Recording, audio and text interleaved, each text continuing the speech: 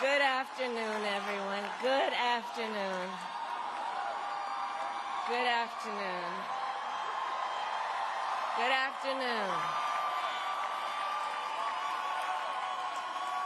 Thank you all. Thank you, thank you. Thank you, thank you.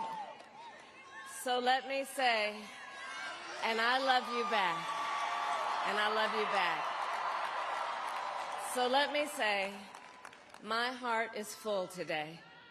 My heart is full today, full of gratitude for the trust you have placed in me, full of love for our country, and full of resolve. The outcome of this election is not what we wanted, not what we fought for, not what we voted for, but hear me when I say, the light of America's promise will always burn bright.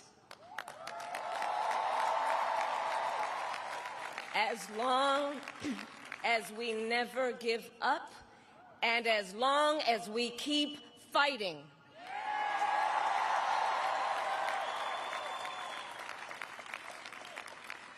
To my beloved Doug and our family, I love you so very much. To President Biden and Dr. Biden, thank you for your faith and support. To Governor Walz and the Walz family, I know your service to our nation will continue. And to my extraordinary team, to the volunteers who gave so much of themselves, to the poll workers and the local election officials, I thank you all. Look, I am so proud of the race we ran, and the way we ran it, over the 107 days of this campaign. We have been intentional about building community and building coalitions, bringing people together from every walk of life and background, united by love of country with enthusiasm and joy in our fight for America's future. And we did it with the knowledge that we all have so much more in common than what separates us. Now, I know folks are feeling and experiencing a range of emotions right now. I get it. But we must accept the results of this election.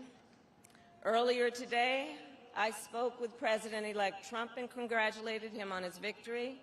I also told him that we will help him and his team with their transition, and that we will engage in a peaceful transfer of power.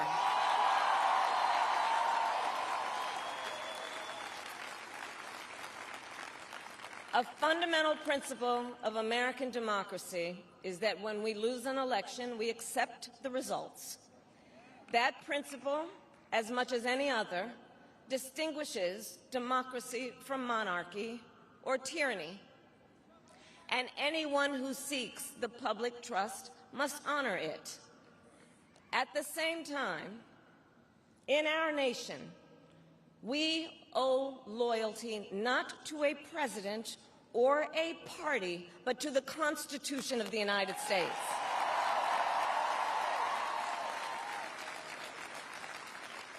And loyalty to our conscience and to our God. My allegiance to all three is why I am here to say, while I concede this election, I do not concede the fight that fueled this campaign.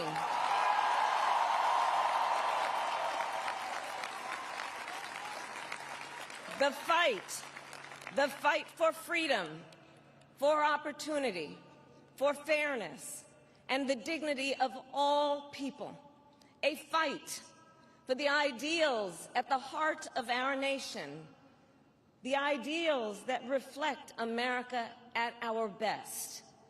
That is a fight I will never give up.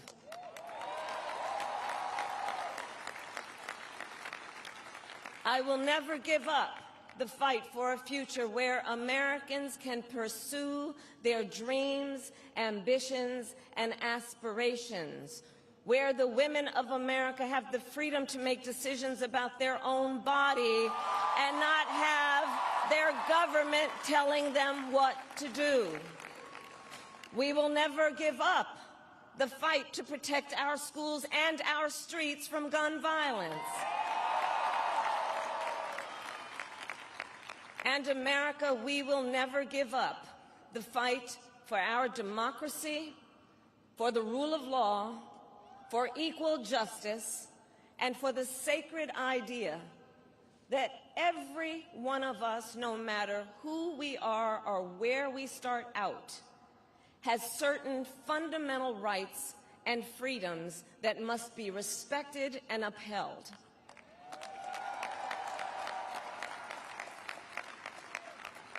And we will continue to wage this fight in the voting booth, in the courts, and in the public square. And we will also wage it in quieter ways, in how we live our lives, by treating one another with kindness and respect, by looking in the face of a stranger and seeing a neighbor, by always using our strength to lift people up, to fight for the dignity that all people deserve. The fight for our freedom will take hard work, but like I always say, we like hard work. Hard work is good work. Hard work can be joyful work. And the fight for our country is always worth it. It is always worth it.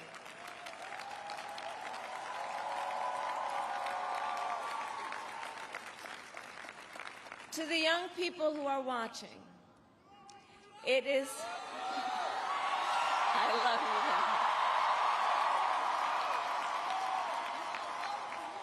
you. To the young people who are watching, it is okay to feel sad and disappointed, but please know it's going to be okay. On the campaign, I would often say, when we fight, we win. But here's the thing. Sometimes the fight takes a while. That doesn't mean we won't win. That doesn't mean we won't win.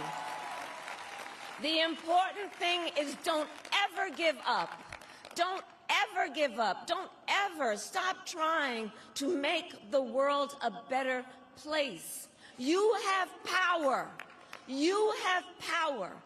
And don't you ever listen when anyone tells you something is impossible because it has never been done before.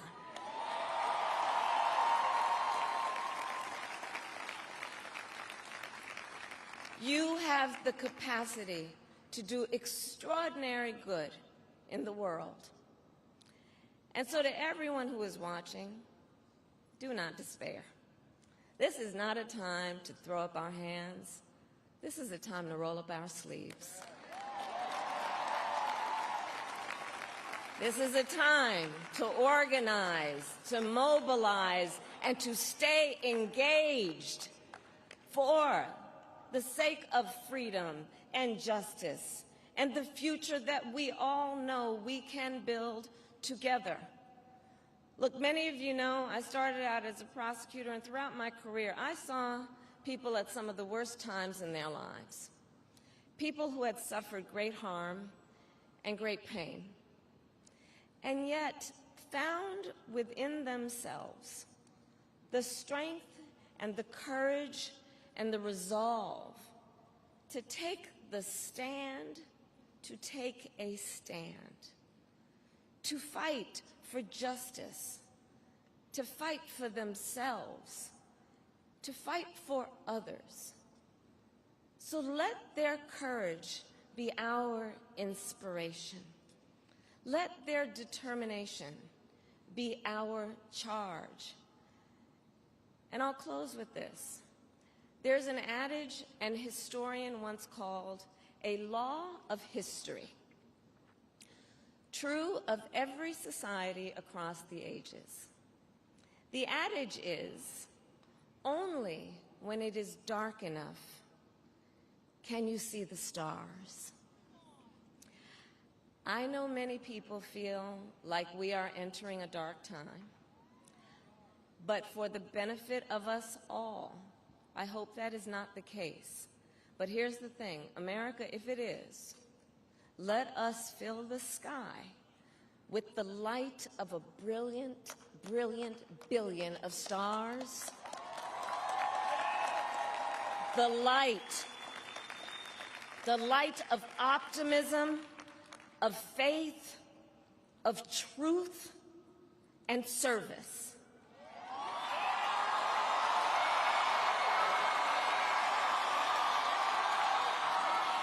HU. And may that work guide us, even in the face of setbacks, toward the extraordinary promise of the United States of America. I thank you all. May God bless you, and may God bless the United States of America. I thank you all.